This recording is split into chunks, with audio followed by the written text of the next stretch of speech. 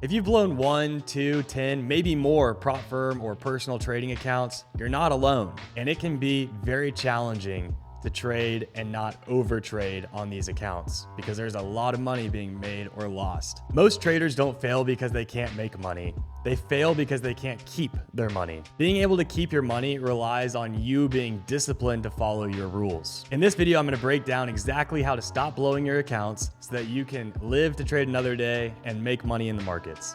So here's the problem.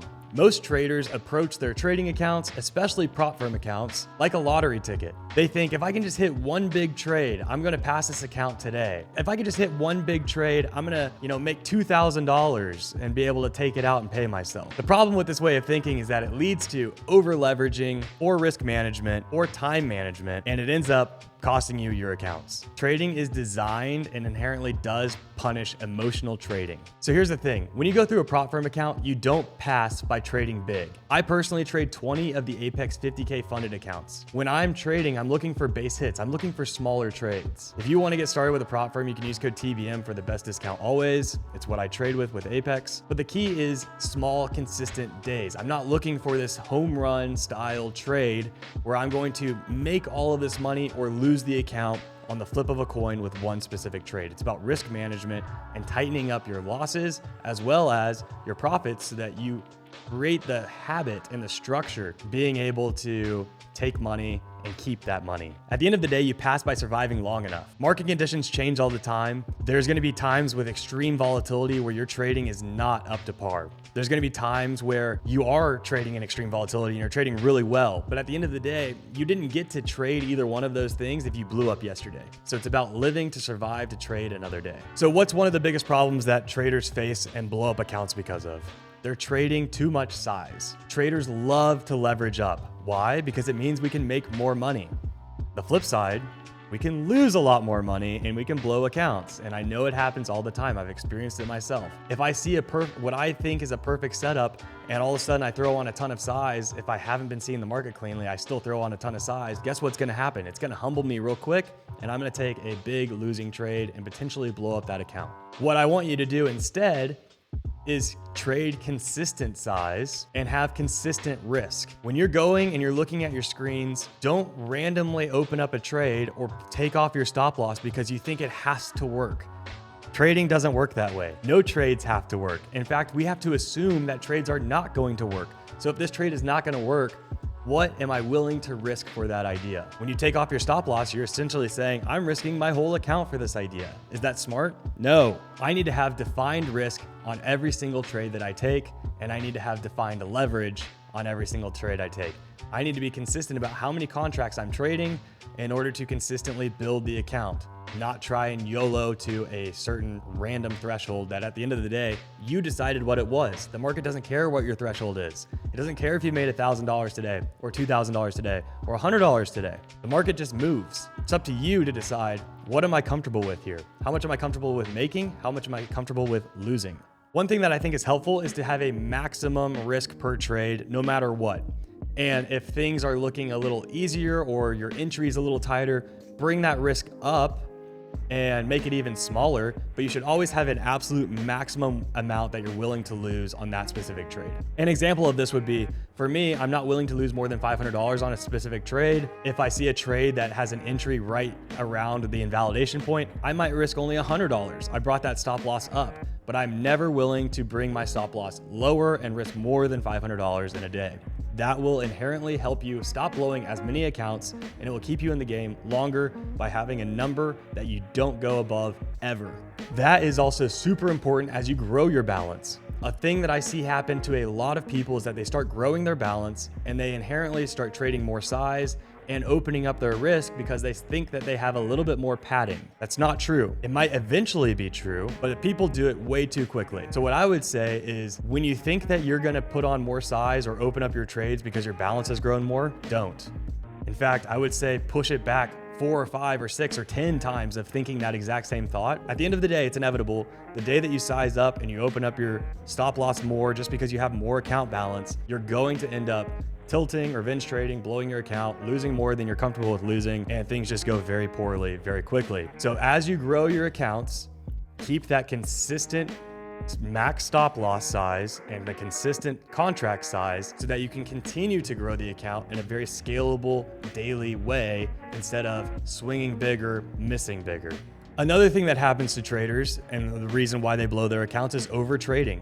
Overtrading hits us all, no matter what. One thing that I found is very helpful with overtrading is to look at your data and see if there's a time of day that you naturally do worse at. For me, when I originally started trading, I would make money in the morning. I would go off to lunch. I'd come back, sit down at my desk, open up my charts, start trading again, and lose the money in the afternoon. So what did I do? I stopped trading in the afternoons because my data showed me that. I only traded in the mornings, and I kept more money in my accounts because I was only trading when the data was showing me I should be trading. Overtrading can look a couple different ways as well. For one, you're green on the day. Things are going really good. You continue to trade because you feel like you're in your flow state, when the fact of the matter is that you're not, and things go very poorly very quickly, and you still have in your head, well, I had a green morning, I'm gonna keep trading. I can get it back. I had a couple of good trades this morning. It's gonna be okay. And that revenge trading leads to doom and blows your account. The flip side is you start off red on the day. Man, I just need one good trade here to get me back to break even. In fact, I could just add 2 contracts instead of the normal 1 contract, and I could double up this trade, look for my normal trade size,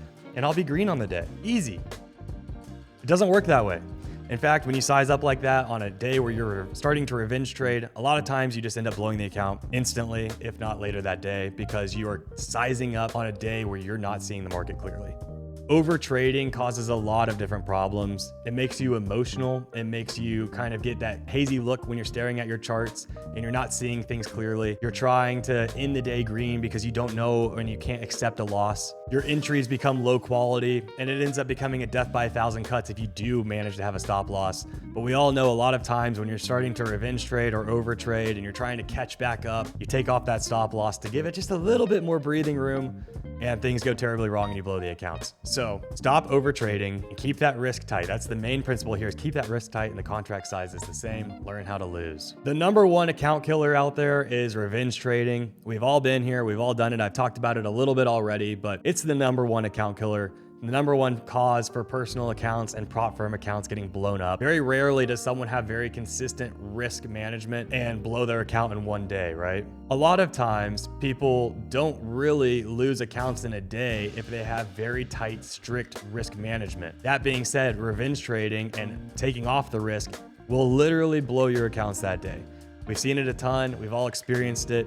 Stop doing it. Stop revenge trading. Keep that risk tight. Take out the emotional side of that feeling. When you start feeling that emotional side, close down the charts and walk away. What is the cycle of revenge trading? You take a loss, you get emotional. All of a sudden you're doubling that position size, taking off your stop loss, and you're blowing the account. Personal accounts punish this by losing all of your money. Prop firm accounts punish this by hitting the drawdown rules. The whole market is designed to punish your lack of discipline. What's one way to stop revenge trading? Well, for me, I like to use the 3 strikes I'm out rule. If I take 3 losers, I'm done for the day. Another way to think about it is the 2 strikes I'm out rule. If I'm feeling a little like I need to be a little tighter, if I take 2 losing trades in a row, I'm just gonna call it quits. I'm not gonna open myself up to revenge trading. I'm just gonna take my 2 losses, take it to the chin, lock in a red day, and close down the charts. I want to live to trade another day. I have to live to trade another day. I'm not here to use the lottery ticket and YOLO the accounts and reload tomorrow. I'm here to keep the same accounts, trade them tomorrow, and consistently stack them and make them bigger. Another way that traders blow their accounts, trading when there's no setup. It's so easy to sit at our screens and all of a sudden we're starting to feel a little bored. And what happens when we start feeling bored? Oh, that looks like that might work. It's not one of my setups, but I'm sitting here and I might as well participate in the market. No, that is a bad idea. It's destined to lose. And you're destined to blow your accounts if that's how you treat trading. If you're sitting at your screens and there's no setups, you must sit on your hands, you must be patient, and you must wait. Sometimes there are no trades for the whole day.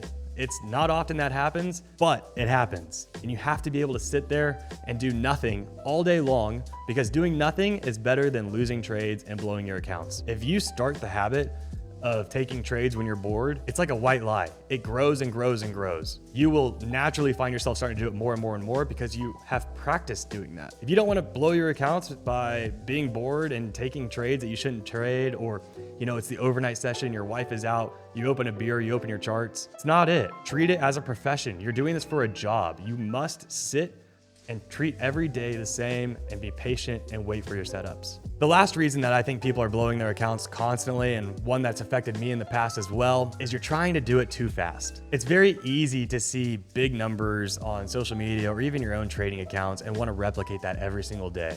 You made $4,000 one day and all of a sudden your brain, pieces together, oh, I made $4,000 today. If I just did that for the rest of the year, I'm gonna be making $1 million. You kind of extrapolate it out, and that's not reality, right? Reality is that, okay, I had a great day. I need to forget about that and come back the next day and hit it with a fresh, clean slate, being patient, having tight risk, having tight leverage, etc., right? It's hard to do this with prop firms because you have to go through the evaluation phase, right? You have to go through the evaluation and you want to get out of there. You want to be in a funded account where you can make money. And then when you're in the funded account, you try and hit it hard still because you want to get a payout, or you open up a personal account and you want to hit it super hard because you could pay yourself the next day. The reality of the matter is that if you're trying to go too fast, you inherently size up too much, you inherently overtrade too much, you inherently open up your risk too much, and all of those things are destined to blow your accounts because you are taking the discipline out of trading and replacing it with the FOMO and the emotions and all of the bad things. I think you need to think of yourself as a risk manager first, someone whose only goal is to live to trade another day. So put yourself in that position. Think, if I had someone over my shoulder who was watching these trades, what would they be telling me? The second thing that I think you need to think about yourself is a business owner. A business owner, there are expenses for sure, right? And those expenses for us are losses, or it's data feeds or platforms or whatever, but like losses are a business expense at the end of the day. You're learning from those. You should be learning from those. That does not define your business. It does not define your trading by having a loss. It's okay to accept a loss. You need to think about yourself as a business that is trying to be here years from now. What does it look like on a daily basis to build the foundation in order to be here years from now? With trading, it's so easy to go fast and blow accounts, but you really got to just take some time, be patient, and pump the brakes every now and then. If you stop doing these 5 things, I think you're instantly going to be putting yourself in a better spot to be able to live to trade another day, pass prop firm accounts, grow your personal account, and stop blowing accounts. Most traders fail because of discipline, not strategy. If you've enjoyed these bullet points, make sure you press the thumbs up button down below. And if you have an idea for content that you want to see or questions that you might have that I can answer, leave it down below so that I can make a video about it.